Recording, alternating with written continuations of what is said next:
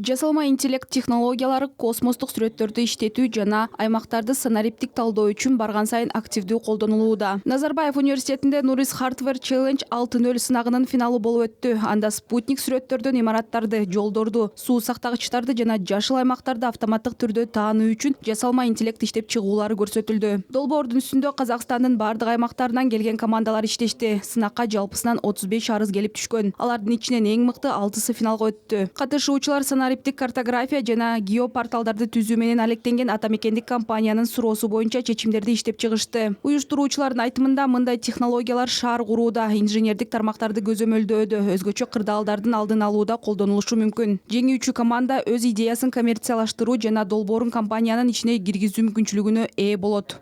По итогам данного Иш-чаранын жыйынтыгы боюнча Каза Aerospace өнөр жай өнөктөшү алардын эң мыктысын тандап алат. Аны менен өндүрүшкө бул чечимди киргизүүнү баштайт. Чечим жасалма интеллектти колдонуу менен космостук сүрөттөрдү терең талдоо үчүн программалык камсыздоону иштеп чыгууга багытталган. Бул аларга ишинин натыйжалуулугун жогорулатууга мүмкүндүк берет. их работы.